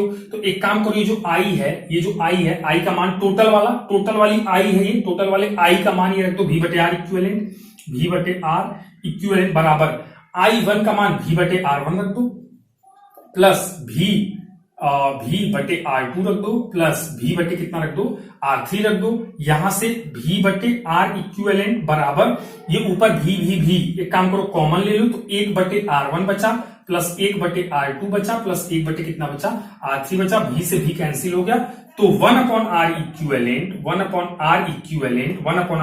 बराबर क्या बच गया, 1 अपॉन V तो खत्म हो गया, 1 upon R1 plus 1 upon R2 plus 1 upon R3 बच गया। 1 अपॉन R इक्विवेलेंट बराबर 1 upon R1 plus 1 upon R2 plus 1 upon R3 बच गया। यानी कि बच्चों हमें ये पता चल गया कि समांतर क्रम संयोजन में जो तुल्य प्रतिरोध होता है, यानी कि पैरेलल कॉम्बिनेशन में जो इक्विवेलेंट रेजिस्टेंस होता है, उसका व्युत्क्रम उन तीनों प्रतिरोधों के व्युत्क्रम के योग के बराबर होता है। यानी कि 1 अपॉन R इक्विवेलेंट बराबर 1 upon R1 plus 1 upon R2 plus 1 upon R3 होता है। किसमें, समांतर क्रम में। समांतर क्रम में R1 R2 R3 को जोड़ोगे, जैसे सीरीज में क्या हो रहा था, तीनों को जोड़ रहे थे तो डायरेक्टली जोड़ रहे थे, 2 ओम 3 ओम 4 ओम था तो 2 3 4 2 प्लस 3 प्लस 4 3 2 5 4 9 ओम हो गया था। अभी पीछे मैंने 2-3 एग्जांपल कराए थे, लेकिन इसमें ऐसा नहीं है। समांतर क्रम में डायरेक्टली नहीं जोड़ सकते हैं, हमें इनका ऑपोजिट करके जोड़ना पड़ेगा। 1 अपॉन R इक्विवेलेंट बराबर क्या करना पड़ेगा, 1 upon R1 plus 1 upon R2 plus 1 upon R3। इस मेथड से आप इक्विवेलेंट रेजिस्टेंस पैरेलल कॉम्बिनेशंस के निकाल सकते हैं। तो ये आपका पूरा स्टोरी है, पूरा आपको उम्मीद करता हूं समझ में आया होगा। मजा आ रहा है तो लाइक करो, शेयर करो यार, थोड़ा मैक्सिमम शेयर कर दो वीडियो को, कि और भी लोग पढ़ लें जिनका एग्जाम भी है, और नहीं भी है तो जिनको नॉलेज चाहिए, जो सीखना चाहते हैं इक्विवेलेंट रेजिस्टेंस निकालना, बिल्कुल जीरो से हीरो बनने वाले हैं, बिल्कुल बेसिक से लेके हाई लेवल पे जाने वाले हैं। इसके बारे में 2-4 बातें और करूंगा मैं, फिलहाल इसका स्क्रीनशॉट ले लो, फिर आगे बात करता हूं। ओके स्टूडेंट्स, चलिए थोड़ा सा और जान लेते हैं इसके बारे में, समांतर क्रम संयोजन के बारे में। देखो, अगर होता क्या समांतर क्रम में, अगर तुमने सपोज दैट, मान लो तुमने यहां पे मैं दिखाई देता हूं, ये अपने पास 3 4 5 प्रतिरोध है, ठीक है। ये सभी एक पॉइंट से जुड़े होंगे, सारे टर्मिनल एक पॉइंट से, और इधर के सारे टर्मिनल दूसरे पॉइंट से। ये हो गया। इसको तुमने एक बैटरी से जोड़ दिया, मान लो यहाँ पे स्विच लगा के, ठीक है, ये जोड़ दिया। इस समांतर क्रम का फायदा क्या है, मान लो सपोज दैट, समांतर क्रम के कॉम्बिनेशन का फायदा क्या है, सपोज दैट अगर यहां से कोई तार टूटा, अगर ये वायर खराब हुआ, तो ये प्रतिरोध, ये वाला प्रतिरोध तो गया काम से, ये वाला तो गया काम से, लेकिन जो करंट यहां से आई आ रही थी, जो करंट आई आ रही थी, ये टूट गया, इसमें नहीं जाएगी, ये तो खत्म, इसमें तो जाएगी, इसमें तो जाएगी, इसमें तो जाएगी, इसमें तो जाएगी, ये तो जलेगा, ये चारों तो जलेंगे। अगर सपोज दैट ये खराब हो गया, तो इसमें जा रहा होगा, तो ये चारों जलेंगे। अब कोई भी एक, कोई 2 खराब हो गए, ये दोनों खराब हो गए, इन दोनों में करंट नहीं जा रही है, इसमें तो जाएगी, इसमें तो जाएगी, इसमें तो जाएगी, ये 3 तो जलेंगे।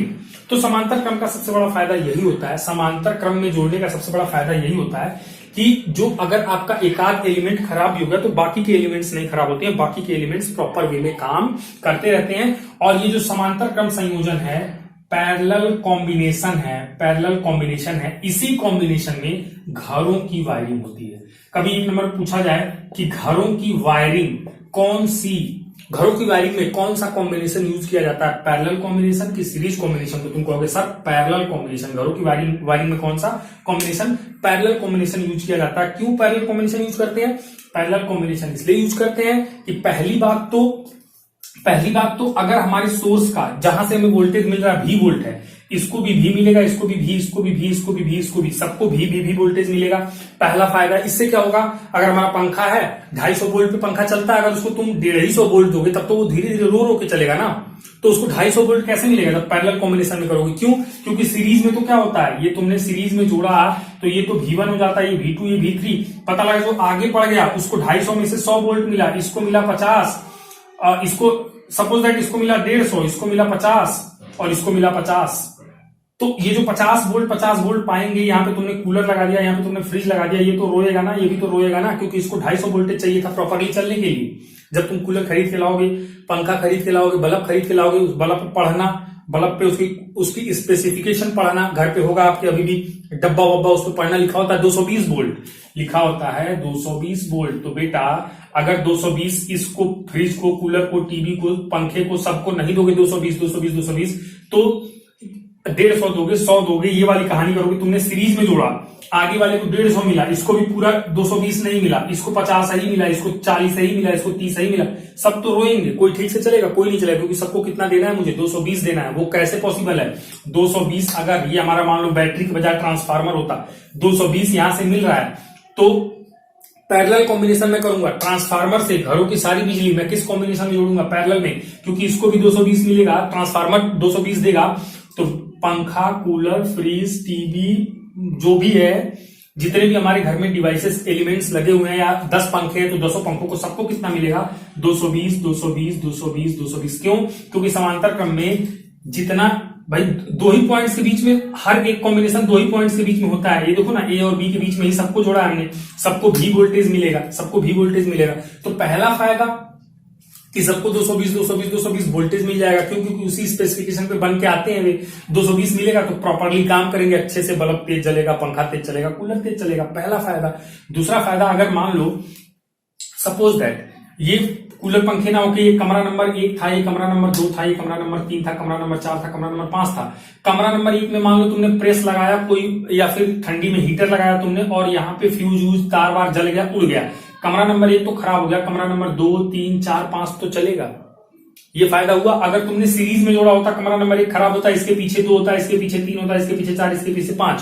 अगर सीरीज कॉम्बिनेशन किया होता, कमरा नंबर 1 उड़ गया तो 2, 3, 4, 5 सभी कमरे क्या हो गए? उड़ गए, कोई भी काम नहीं करता, किसी भी कमरे की बिजली पंखे नहीं चलते। तो देखिए पैरेलल कॉम्बिनेशन का कितना फायदा है।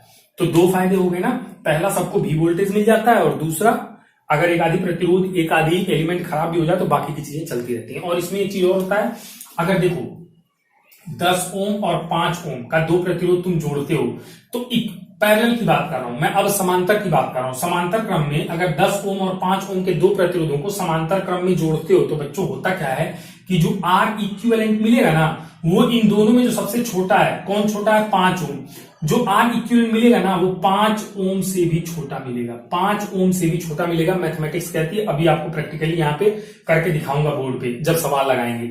और सीरीज में क्या होता है ना बच्चों, सीरीज में अगर मान लो 10 ओम और 5 ओम का जोड़ोगे ना, तो जो R इक्विवेलेंट मिलता है ना, R इक्विवेलेंट, वो इन दोनों में सबसे जो बड़ा होगा, 10 ओम है ना, उससे भी बड़ा मिलेगा।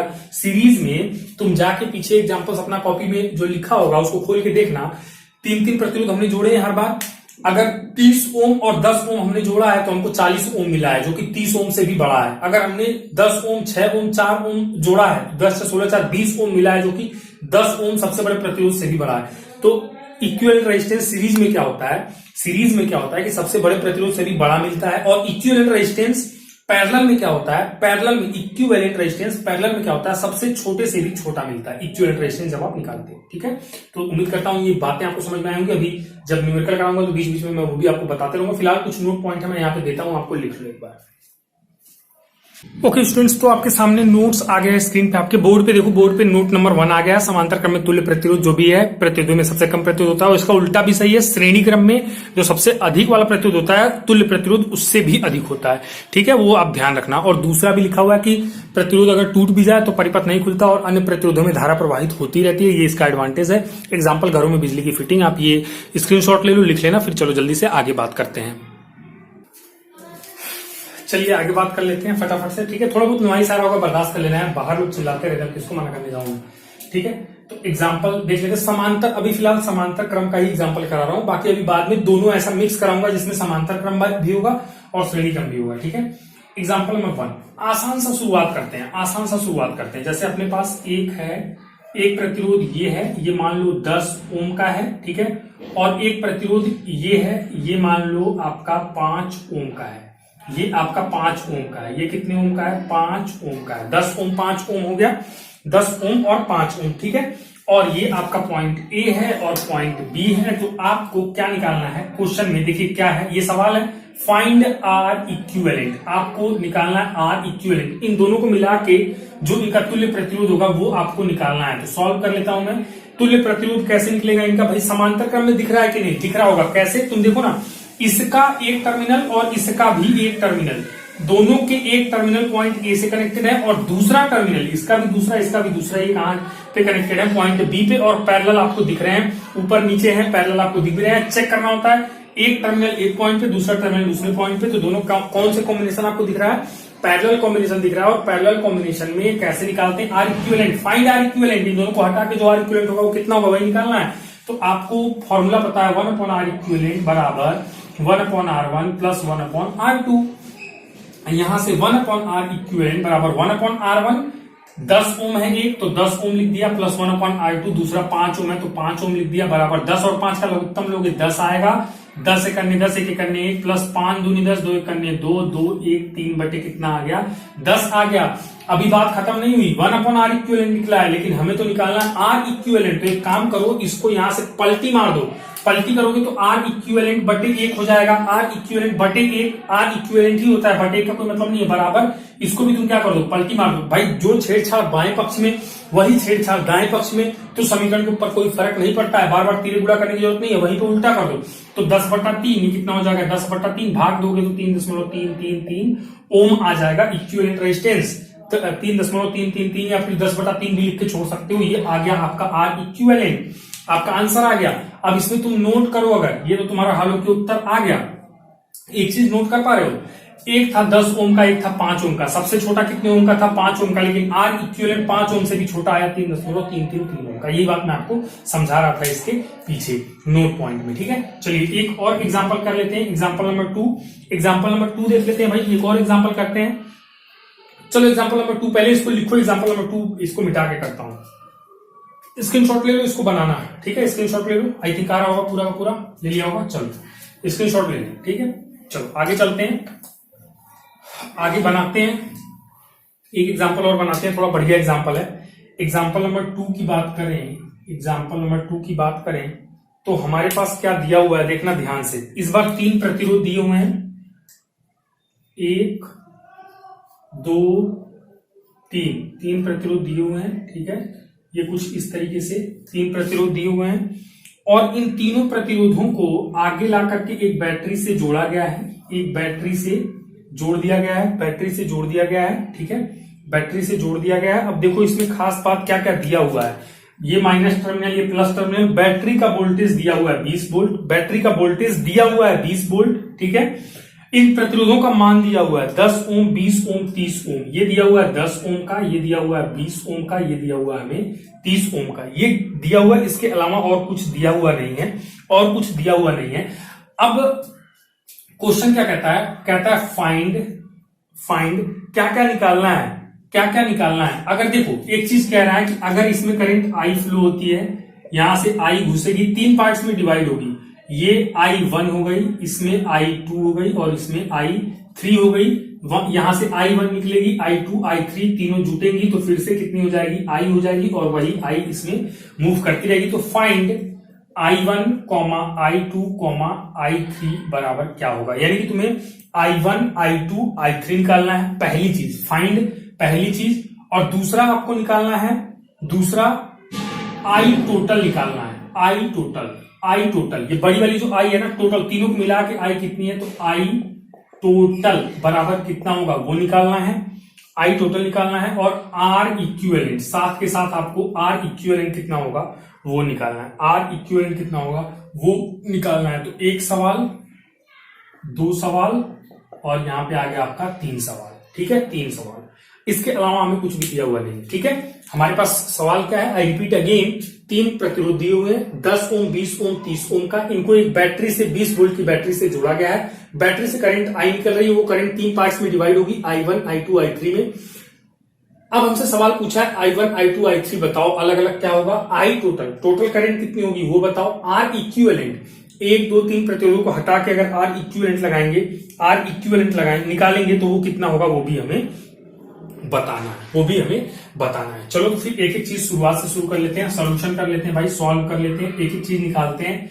पहले तो देखो बैटरी का वोल्टेज अगर 20 है तो समांतर क्रम में क्या होता है, सबका वोल्टेज एक जैसा होता है, ये भी 20 वोल्ट होगा, ये भी 20 वोल्ट होगा, ये भी कितना वोल्ट होगा, 20 वोल्ट होगा। अभी जस्ट पीछे सिखाया मैंने सेम स्ट्रक्चर पे।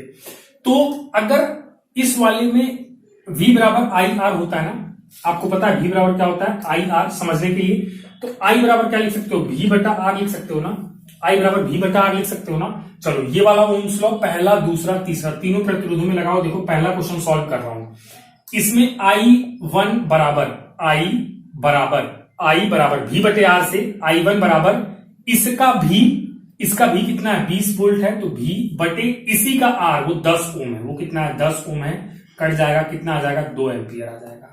अगर I2 की बात करें तो I बराबर V बटे आर होता है। अब मैं I2 यानी कि 20 ओम प्रतिरोध की बात कर रहा हूं, तो ये वाली धारा बराबर इसका वोल्टेज 20 वोल्ट होगा, क्योंकि समांतर में सबका विभव एक जैसा होता है, तो 20 बटे इसका प्रतिरोध, तो 20 यानी करके कितना आ जाएगा, 1 एम्पियर की धारा बह रही होगी इसमें। I3 निकालू, I3 तो I3 बराबर इसका वोल्टेज कितना, 20 वोल्ट बटे इसमें ओम प्रतिरोध कितना, 30 का, तो कितना हो जाएगा, 2 बटे 3 बराबर भाग दे देना 0.67 एम्पियर। I1 I2 I3 निकल जाएगी, आसान है, I1 I2 I3 निकल जाएगी, ओम्स लॉ लगा दिया, तीनों में अलग अलग। और एक नॉलेज चाहिए थी कि 20 वोल्ट पे ये है, तो सभी 20 वोल्ट पे, क्योंकि पैरेलल कॉम्बिनेशन है। अब दूसरा देखो, दूसरा क्या है भाई, I हमें निकालना है, बड़ी वाली I टोटल निकालना है। ये I जो निकली थी यही तो 3 पार्ट्स में डिवाइड हुई है, अगर इन तीनों को जोड़ दें तो I टोटल निकल जाएगा। तो I टोटल बराबर मैं लिख सकता हूं I1 plus I2 plus I3 लिख सकता हूं, तीनों को जोड़ दिया, तो जोड़ो ना, 2 एम्पियर I1, I2 कितना प्लस 1 एम्पियर प्लस I3 कितना 0.67 एम्पियर, जोड़ दो तो 2 1 3 3.67 एम्पियर, 3.67 एम्पियर की टोटल धारा आपको यहाँ पे मिल जाएगी। कोई दिक्कत, यहां तक मुझे लगता है कोई दिक्कत नहीं होनी चाहिए, आपको टोटल धारा मिल गई, ठीक है। चलो R इक्विवेलेंट निकालते हैं, तीसरा सवाल हल कर लेते हैं। तीसरा R इक्विवेलेंट कैसे निकलेगा, फॉर्मूला है 1/R इक्विवेलेंट बराबर 1/R1 plus 1/R2 plus 1/R3, यही है।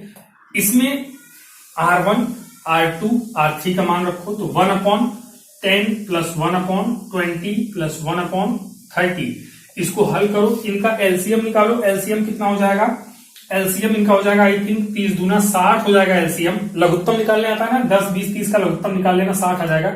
10 छके 60, 6 करने 6 प्लस 20 की 60, 3 प्लस 30 दूनी 60, 2 बराबर कितना होगा, 6 3 9 2 11 बटे 60, 11 बटे कितना हो गया, 60 हो गया, 11 बटे 60 हो गया, ठीक है।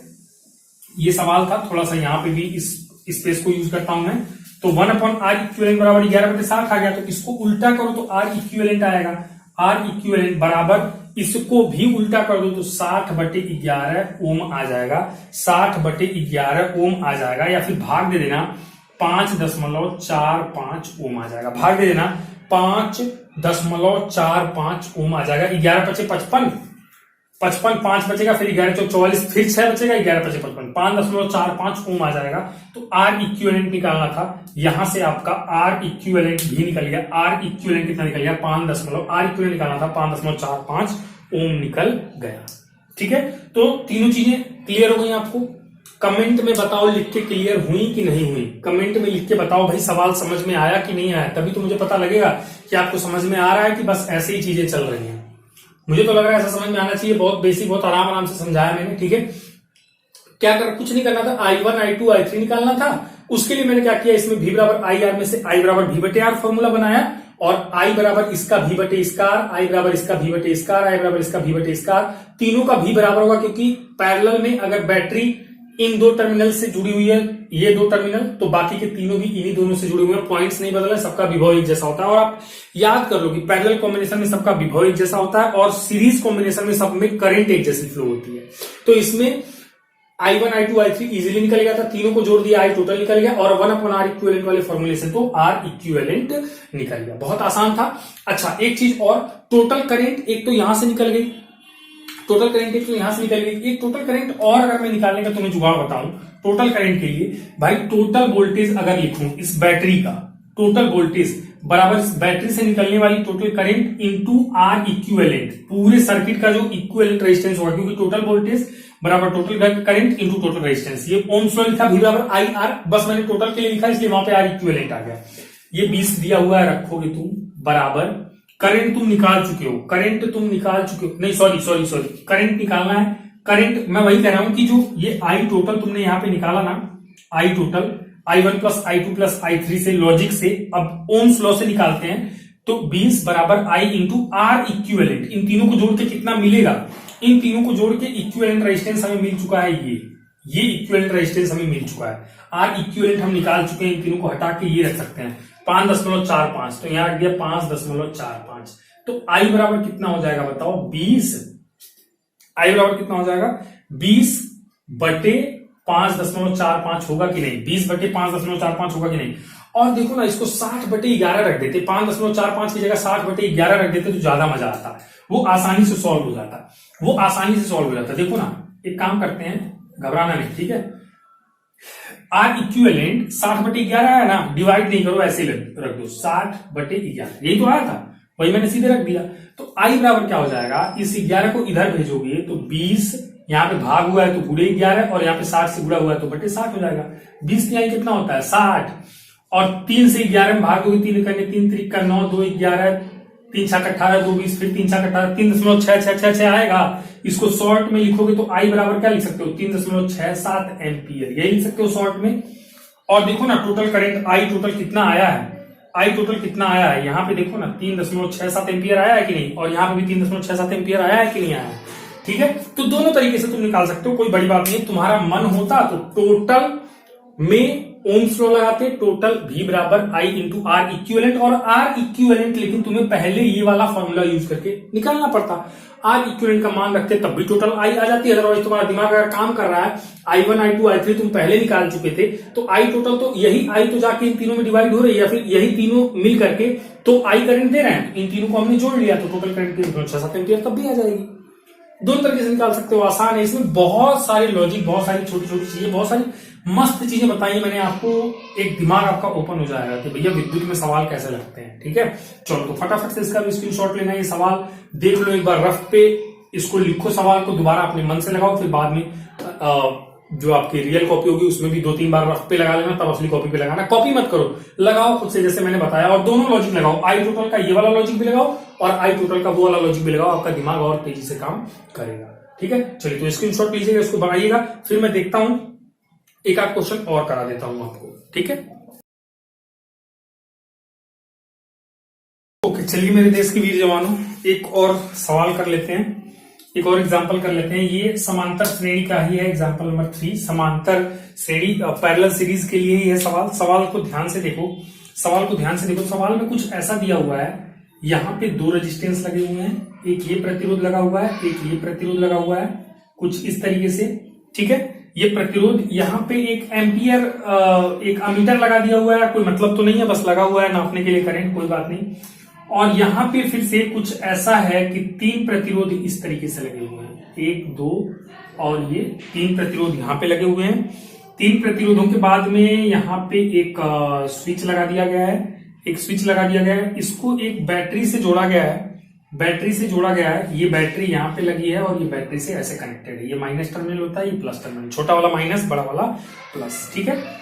ओके, चलो, और बैटरी से अगर करंट प्लस टर्मिनल से निकलेगी, आपको पता है आई करंट, आई जाके 2 पार्ट्स में डिवाइड होगी, यहाँ पे फिर से आई निकल आएगी क्योंकि दोनों यहाँ पे आके इस तार में जुड़ जाएंगे, फिर आई यहां से घुसेगी, 1 2 3 पार्ट्स में डिवाइड होगी, फिर वहां से वही आई 3 पार्ट्स में डिवाइड हो गई, I1 I2 I3 में, लेकिन तीनों यहाँ जुड़ के फिर से इस तार में आई करंट आएगी और ये आई फ्लो होती रहेगी। साथ में इस प्रतिरोध का नाम R1 दिया हुआ है, इसका नाम R2 दिया हुआ है, इसका नाम R3, इसका नाम R4, इसका नाम दिया हुआ है R5 दिया हुआ है, ठीक है, R5 दिया हुआ है। इसके अलावा ये अमीटर, ये प्लस टर्मिनल है तो अमीटर का ये प्लस टर्मिनल और ये माइनस टर्मिनल। अमीटर तो सीरीज में जोड़ते हैं ना, जिस लाइन में हम चल रहे हैं उसी लाइन में सीरीज में हमने अमीटर को बिठा दिया। एक ये सवाल में तुमने अमीटर को जोड़ना भी सीख लिया, अमीटर को जोड़ना पहले भी सिखा चुका हूं, लेकिन एक बार और तुमने देख लिया पिक्चर में कि कैसे जोड़ते हैं। तो सीरीज में जोड़ते हैं, बिल्कुल सीरीज में, इसी लाइन में बीच में आके अमीटर हमने रख दिया, हमने जोड़ दिया, ठीक है, जोड़ दिया। अब हमें क्या क्या दिया हुआ है स्टूडेंट्स, दिया हुआ है ये जो बैटरी है, ये जो बैटरी है, इस बैटरी का वोल्टेज दिया हुआ है, इस बैटरी का वोल्टेज बराबर दिया हुआ है 20 वोल्ट। 20 वोल्ट की बैटरी लगाई है हमने, और क्या दिया है, जो दिया है वो मैं बता दे रहा हूं। दिया है आपको R1 बराबर 20 ओम, R2 बराबर 60 ओम, R3 बराबर 40 ओम, R4 बराबर 20 ओम और R5 बराबर दिया हुआ है 80 ओम। R1, R2, R3, R4, R5 के मान आपको दिए हुए हैं। बैटरी का वोल्टेज भी बराबर 20 वोल्ट आपको दिया हुआ है। यहां पे लिख रहा हूं फाइंड, जो निकालना है सवाल में वो देख लो, क्वेश्चन में जो निकालना है वो यहां पे लिख दे रहा हूं फाइंड। एक तो R इक्विवेलेंट तुम बता दो कि कितना होगा, प्रतिरोधों का तुल्य प्रतिरोध अगर जोड़ के निकाले वो बताओ कितना होगा।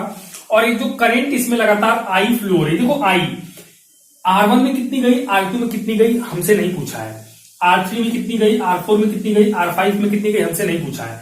बैटरी ने करंट आई दिया तो हमसे वही आई करंट बराबर क्या होगा ये पूछा है। ये जो आई करंट है ना, आई बराबर क्या होगा यही हमसे पूछा है। बहरहाल अगर हम थोड़े से ऊपर लेवल की बात करें, अगर हम इंटरमीडिएट में होते, कक्षा 12 तक पहुंचते, तो हम I1, I2, I3, I4, I5 भी निकाल सकते हैं। हम वहां तक नहीं जाएंगे अभी तो बेसिक ही समझना भारी पड़ रहा होगा शायद आपको। तो पहले हम ये दो चीज हमारे सवाल क्वेश्चन में देखो, क्वेश्चन को अगर मैं ये बना के रखता, पहले से ये मैं बना देता और मैं आपके सामने आता, मैं आपको बताता, तो आप थोड़े कंफ्यूज, मजा नहीं आता, बना बनाया देखते फिर थोड़ा दिमाग कम काम करता है। मैंने प्रॉपरली आपके सामने बनाया है, आपको प्रॉपर समझ में आ गया। यहाँ पे ये पूरा संयोजन दिया हुआ है, ये चीजें आपको दी गई है, ये चीज आपको निकालनी है, ठीक है। अब देखो R इक्विवेलेंट निकालने के लिए बच्चों चलिए सॉल्व कर लेते हैं, सॉल्यूशन देख लेते हैं, इसका सॉल्यूशन देख लेते हैं, दिमाग लगाते हैं, सॉल्व कर लेते हैं। सॉल्व करने के लिए बच्चों कोई बड़ी बात नहीं है, अगर थोड़ा तुम्हारा दिमाग काम कर रहा होगा। यहां पे देखो इस पॉइंट को और इस पॉइंट को देखो, इन्हीं दो पॉइंट्स के बीच में R1 भी कनेक्टेड है और इन्हीं दो पॉइंट्स के बीच में R2 भी कनेक्टेड है।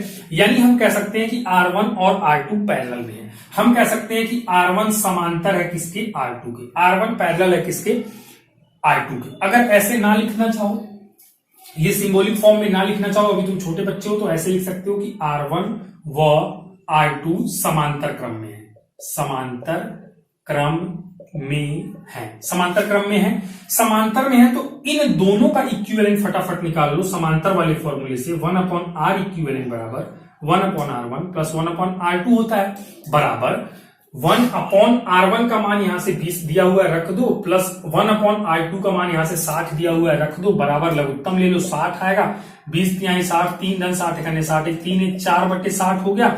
लेकिन तुम्हें 1/R इक्विवेलेंट नहीं चाहिए, इसका उल्टा R इक्विवेलेंट चाहिए। यही आगे कर देता हूं, अब इसको उल्टा कर दो तो R इक्विवेलेंट निकल जाएगा, R इक्विवेलेंट बटे 1 यानी R इक्विवेलेंट, इसका भी उल्टा करना पड़ेगा, कितना हो जाएगा 60/4 हो जाएगा, भाग दे देना, 15 चौक के 60 होता है, ये आ गया 15 ओम। अभी फिलहाल इन दोनों का इक्विवेलेंट आया है, 15 ओम आ गया। अब हम R इक्विवेलेंट निकाल रहे हैं, हम total R1, R2, R3, R4, R5 मिला के कितना होगा वो बताने वाले हैं इस सवाल में। अच्छा सवाल है, एक बार समझ लो, बेसिक कॉन्सेप्ट क्लियर करने के लिए बहुत ही बेहतरीन सवाल है, ठीक है। अब ये भीड़ भाड़ तुमने खत्म कर ली। देखो सवाल को अटेम्प्ट करते टाइम आपको क्या करना पड़ता है, सबसे पहले भीड़ भाड़ को देखो, जहां पे ज्यादा भीड़ सी लग रही है पहले उसको छोटा करो, फिर जब छोटा हो जाएगा तो फिर देखो अब भीड़ भाड़ कहां है, फिर उसको कम करो। ऐसे कम करते करते करते विद्युत के सवाल को हल करोगे ना तो आसानी से हल हो जाते हैं। एक भीड़ भाड़ यहां दिख रही थी, मैंने इसको खत्म ही कर दी। एक भीड़ भाड़ मुझे यहां दिख रही है, इसमें भी देखो एक पॉइंट अगर इसको देखो और एक पॉइंट अगर इसको नोटिस करो तो इन्हीं दो पॉइंट्स के बीच में R3, R4 और R5 तीनों जुड़े हुए हैं। इन्हीं दो पॉइंट्स के बीच में R3, R4, R5 तीनों जुड़े हुए हैं। यही दो पॉइंट्स हैं। अगर दो ही पॉइंट्स के बीच में तीनों जुड़े हैं, कोई अलग पॉइंट नहीं है, तो जाहिर सी बात है तीनों एक ही विभव पर होंगे और तीनों समांतर होंगे। ये कौन सी श्रेणी में दिख रहे होंगे आपको, समांतर क्रम में, क्योंकि तीनों का एक टर्मिनल एक बिंदु से और दूसरा टर्मिनल दूसरे बिंदु से जुड़ा हुआ है। तो अब R3, R4 व R5 समांतर क्रम में है। आप पूरा लिखना, मैं लिख दे रहा हूं बस समांतर क्रम में है। समांतर क्रम में है तो इन तीनों का इक्विवेलेंट अगर निकालें तो 1/R इक्विवेलेंट बराबर क्या लिख सकते हैं, 1/R1 नहीं, ऐसे लिखना पड़ेगा ना, 1/R3 plus 1/R3 R4 R5 R4 plus 1/R5 ये लिखना पड़ेगा हमें। R3 R4 R5 का मान रख दो 1/40 प्लस 1/20 प्लस 1/80 ये रखोगे, बराबर में लघुत्तम लोगे तो 80 इसका एलसीएम आ जाएगा।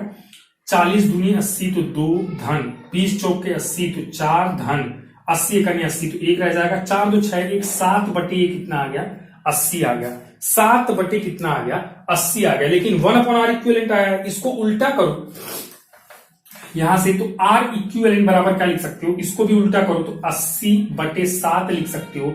भाग दे दो 7 एकन्य 7 10 बचा, 7 एकन्य 7 3 10 30 बचा, 7 चौके 28 11.4 ओम कितना आया 11.4 ओम आया। 11.4 ओम आया। अभी तक तो इन दोनों को हटा के 15 ओम का एक प्रतिरोध लगा सकते हैं। इन दोनों को हटा के 15 ओम का एक प्रतिरोध लगा सकते हैं और इन तीनों को हटा के R इक्विवेलेंट 80/11.4 ओम का एक प्रतिरोध लगा सकते हैं। मैं आपसे ये कहूंगा कि आप एक बार स्क्रीनशॉट ले लो। इस सवाल में मैं थोड़ा परिवर्तन करने जा रहा हूं, तुम फिगर दोबारा बनाना, मेरे पास जगह कम है इसलिए मैं मिटा के यहीं पे बना दे रहा हूं। ये पूरा स्क्रीनशॉट ले लो फटाफट से, फिर आगे ले चलता हूं। 1 2 3 4 5 ले लिया होगा अब तक तो स्क्रीनशॉट। देखो तुम दोबारा फिगर बनाना, मैं यहीं पे बना दे रहा हूं, तुम दोबारा बनाना। ये जो R1 और R2 है ये हटा के, R1 और R2 जो है ये हटा के, इनको हटा के, R1 और R2 को हटा के इनका जो तुल्य प्रतिरोध था इक्विवेलेंट 15 ओम का एक मैं इनके बीच में लगा सकता हूं। इनके बीच में मैं एक प्रतिरोध लगा दूंगा कितने ओम का 15 ओम का। और R3 R4 R5 ध्यान से देखना, R3 R4 R5 ये जो था इन तीनों को हटा के, 3 थे, इन तीनों को हटा के इनका इक्विवेलेंट एक प्रतिरोध 11.4 ओम का लगा दूंगा। एक प्रतिरोध यहां पे मैंने दूसरा लगा दिया, ये 11.42 ओम का। इसके आगे भाग दोगे तो 4 2 आ जाएगा। 11.42 ओम का एक दूसरा प्रतिरोध लगा दिया। ये भीड़भाड़ खत्म कर दी मैंने, अब इस सवाल में देखो ध्यान से, इस सवाल को देखो ध्यान से। अभी टोटल R इक्विवेलेंट अभी टोटल फाइंड नहीं हुआ है, अभी ये अलग हो गया, ये अलग हो गया, ठीक है, दोनों को कर दिया मैंने।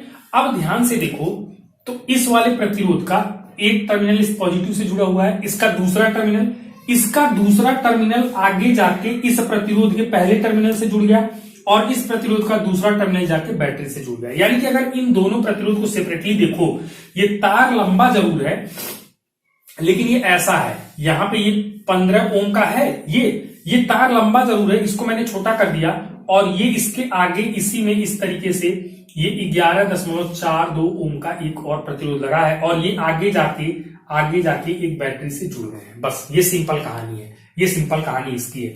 तो इन दोनों को अगर तुम ध्यान से देखोगे तो ये दोनों तो तुम्हें सीरीज में दिख रहे होंगे। क्यों?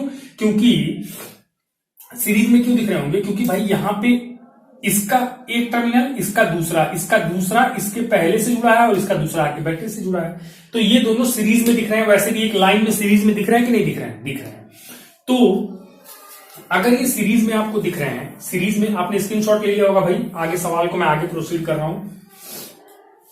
R इक्विवेलेंट और I निकालना है, चलो मुझे याद हो गया, आप ध्यान रखना। R इक्विवेलेंट और I निकालना, अभी R इक्विवेलेंट भी नहीं निकला है पूरा का पूरा। तो अब देखो ये प्रतिरोध और ये प्रतिरोध ये कैसे हैं? ये यहां पे था और इसी से ये तार आके इसमें दूसरा वाला, ये सीरीज में दिख रहे थे, सीरीज में है। अगर श्रेणी क्रम में है तो श्रेणी क्रम में R इक्विवेलेंट बराबर कैसे निकलता है? R1 प्लस R2 से निकलता है। सभी प्रतिरोधों को लाइन से जोड़ देते हैं तो यहां पे एक हमारे पास है 15 ओम और प्लस दूसरा हमारे पास है 11.42 ओम। इन दोनों को लाइन से जोड़ दिया जाए तो 15 1 16 10 26.42 ओम आ जाएगा। 26.42 ओम आ जाएगा। R इक्विवेलेंट बराबर 26.42 ओम आ जाएगा। तो एक तो आपको R इक्विवेलेंट निकालना था इस पूरे सर्किट का जो भी इसके पहले बनाया था, तो R इक्विवेलेंट बराबर आ गया 26.42 ओम। R इक्विवेलेंट बराबर आ गया 26.42। उम्मीद करता हूं सवाल समझ में आ रहा होगा। थोड़ा कमेंट कर दो, कमेंट में डाल दो कि सर समझ में आ रहा है, समझ में आ रहा है, समझ में आ रहा है। नहीं आ रहा है तो भी डाल दो, नहीं आ रहा है, नहीं आ रहा है, नहीं आ रहा है, कोई दिक्कत है वो बता दो, उसी हिसाब से आपको अलग तरीके से ट्रीटमेंट दे दिया जाएगा, अलग तरीके से बता दिया जाएगा। लेकिन वैसे मैं कोशिश कर रहा हूं कि आसान से आसान तरीके से आपको समझाऊं। यहाँ पे भीड़ भाड़ की छोटा कर दिया, यहाँ पे भीड़ भाड़ की छोटा कर दिया। ये चित्र आप उस चित्र के बाद ये चित्र बनाओगे अपने सॉल्यूशन में, फायदा क्या होगा, ये और ये अब आपको श्रेणी क्रम में दिख रहे होंगे, एक के बाद एक, एक के ऊपर एक नहीं दिख रहे हैं, एक के बाद एक दिख रहे हैं, श्रेणी क्रम में दिख रहे हैं। अगर ये श्रेणी में है तो इनका प्रतिरोध कैसे मिलेगा, इन दोनों को डायरेक्टली जोड़ने से मिलेगा, वही मैंने किया। तो मुझे आर इक्विवेलेंट मिल गया 26.42 ओम। ठीक है, इसका तो स्क्रीनशॉट आपने लिया ही था। चलिए आगे चलता हूं, अगला सवाल और लगा देता हूं, यहीं पे अगला सवाल और लगा देता हूं। ये तो आपने स्क्रीनशॉट ले लिया होगा। अगला एक सवाल और था, आई निकालना था, आई निकालना था, आई, ये वाला आई, ये वाला आई बराबर क्या होगा ये भी फाइंड करना था। तो बच्चों ये वाला आई तो इसी बैटरी से निकला है ना, तो इस बैटरी के ऊपर तुम क्या लगा दो, दूसरा सवाल हल कर रहा हूं, इस बैटरी के ऊपर तुम ओम्स लॉ लगा दो। ओम्स लॉ भी बराबर क्या होता है, आई इंटू आर, लेकिन आर इस पूरे सर्किट का होगा। भाई वोल्टेज इस पूरे सर्किट में वोल्टेज टोटल यही है, बैटरी दे रही है, टोटल करंट यही निकल रही है, तो टोटल भी बराबर टोटल आई इंटू इस सर्किट का टोटल रेजिस्टेंस लिखना पड़ेगा, यानी कि आर इक्विवेलेंट लिखना पड़ेगा। बैटरी के ऊपर ओम्स लॉ लगाया है, तो यहां से V बराबर 20 है, 20 वोल्ट दिया है, बराबर करंट मुझे निकालना है, तो आई इंटू आर इक्विवेलेंट मैं निकाल चुका हूं यहाँ पे 26.42 ओम का निकाल चुका हूं। ओम रहने तो 26.42, यहां से मेरी करंट निकल जाएगी। आसान सा करंट निकालना था, टोटल करंट आई बराबर 20, ये गुणे इधर जाएगा तो बटे में आ जाएगा 26.42, 20 बटे 26.42। यहां से दशमलव हटाओगे, 2 जीरो बढ़ाओगे, फिर भाग दोगे, दशमलव बढ़ा के 0 बढ़ाओगे, भाग दो, घर पे बैठ के भाग दो, थोड़ा मेहनत करो। आई बराबर भाग दे देना 0.75 एम्पियर आएगा। आई बराबर 0.75 एम्पियर आएगा। डिवाइड कर लेना, घर पे सिंपल डिवीजन है बेटा, इतना तो कर सकते हो ना, ये आसान सा।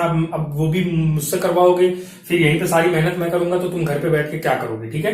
तो आई बराबर कितना आ गया, 20 बटे 26.42, भाग दे दोगे, बराबर में कितना आ जाएगा 0.75 एम्पियर, 0.75 एम्पियर। अगर तुम चाहो तो 15 और 80 बटे 7 को रहने दो, इसको बटे में ही जोड़ लो, और यहाँ पे ये जो आर इक्विवेलेंट है इसको बटे में ही रहने दो। आई इंटू आर इक्विवेलेंट बटे में रख के फिर भाग दे देना। हो सकता है आसान हो, लेकिन मुझे नहीं लगता ये इतना टफ है। दशमलव हटाना, 2 जीरो बढ़ाना, दशमलव हटा के 1 जीरो, और देखोगे 7 बार जाएगा, फिर देखोगे 5 बार जाएगा, फिर भी थोड़ी बहुत भाग और आगे बढ़ेगी, लेकिन दशमलव के बाद 2 अंक तक लिख के छोड़ दो, बहुत है, तुम्हें पूरे के पूरे नंबर मिल जाएंगे।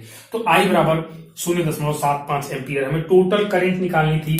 बहरहाल अब आई, ये जो आई है इसमें भी बह रही होगी, इसमें भी वही आई, सब में बह रही होगी। यहाँ पे 2 थे, उन दोनों में अलग अलग बहेगी, यहाँ पे 3 थे, तीनों में अलग अलग बहेगी, क्योंकि समांतर में धारा अलग अलग बहती है। आपको बता चुका हूं, समझा चुका हूं, वो भी निकाल सकते हैं, नेक्स्ट लेवल की बात है, लेकिन उस लेवल से कभी नहीं जा रहे। अभी हम इसी लेवल को अचीव कर लें तो हाई स्कूल में इस पर्टिकुलर टॉपिक में टॉप कर सकते हैं। अगर ये लेवल हम अचीव कर ले, बता रहा हूं मैं कि किसी भी लेवल पे इस पर्टिकुलर टॉपिक पे, इस पर्टिकुलर इलेक्ट्रिसिटी वाले चैप्टर में, इस पर्टिकुलर टॉपिक में combination of resistances, parallel combination, series combination के न्यूमेरिकल्स में आप टॉप लेवल पे पहुंच सकते हैं। अगर ये कॉन्सेप्ट भी आपको क्लियर है, अभी टॉप लेवल पे मैं ले नहीं गया हूं, ले जाऊंगा, लेकिन नेक्स्ट क्लास में, अभी टाइम वैसे भी बहुत ज्यादा हो गया है, तो नेक्स्ट क्लास में, वो भी क्लास लंबी होगी, क्योंकि हमें बहुत सारी चीजें बेसिक से प्रॉपरली धीरे धीरे समझनी है, आराम से चीजों को हमें क्लियर करना है, समझना है। तो अगर ये आपको समझ में आ गया, आप ये पूरा कॉन्सेप्ट क्लियर कर पा रहे हो, तब भी आप, मैं कह रहा हूं, जीरो से हीरो बनने ही वाले हो। एक लेक्चर और करोगे आप हीरो बन जाओगे। उसमें और भी टफ, और भी डिफिकल्ट, और भी कॉन्सेप्चुअल सवाल आएंगे आपके सामने। जैसे इसमें दोनों चीजें थी, पैरेलल भी था, सीरीज भी था, ऐसे ही आपको पैरेलल और सीरीज से संबंधित कुछ अच्छे सवाल, अलग डिफरेंट टाइप के सवाल, एनसीईआरटी के क्वेश्चन, और जो कि बोर्ड एग्जाम्स में धड़ल्ले से पूछे जाते हैं, वो क्वेश्चंस आपको यहाँ पे कराए जाएंगे नेक्स्ट क्लास में। फिलहाल यहाँ पे टोटल आई निकालना था, उम्मीद करता हूँ आप समझ पाए होंगे। टोटल आई आपके लेवल पे निकालना था, यहाँ मैंने निकाल दिया, 0.75 एम्पियर आया हुआ है। तो बाकी की बातें करेंगे नेक्स्ट क्लास में। आई थिंक आपको लेक्चर पसंद आया होगा और समझ में आया होगा। समझ में आया कि नहीं, आई रिपीट अगेन, अगर आप पढ़ रहे हो इस वीडियो पे तो प्लीज कमेंट कर दो, और अगर आप तक ये वीडियो पहुंची ही नहीं, पढ़ ही नहीं रहे हो, तो बात ये है, ठीक है। और बाकी जो बच्चे पढ़ रहे हैं, अगर जो यहां तक 1-1.5 घंटा मेहनत करके चीजों को सीखा, उनको मजा आया, लाइक कर दो, कम से कम अपने 7-8-10 दोस्तों को तो शेयर कर ही दो कि बेटा इस चैनल पे जाओ, इस चैनल पे पढ़ लो, चैनल को सब्सक्राइब कर लो। अगर वीडियो पसंद आती है, समझ में आता है, तभी लाइक करना, अदरवाइज जबरदस्ती लाइक करने की जरूरत नहीं है। तो आज की क्लास में यहीं पे खत्म करना चाहूंगा, बाकी की बातें करेंगे नेक्स्ट क्लास में। Thank you for watching. स्वस्थ रहो, मस्त रहो, हंसते रहो, मुस्कुराते रहो, पढ़ते रहो, और बाकी क्या करोगे, इस वीडियो को शेयर करो। Thank you.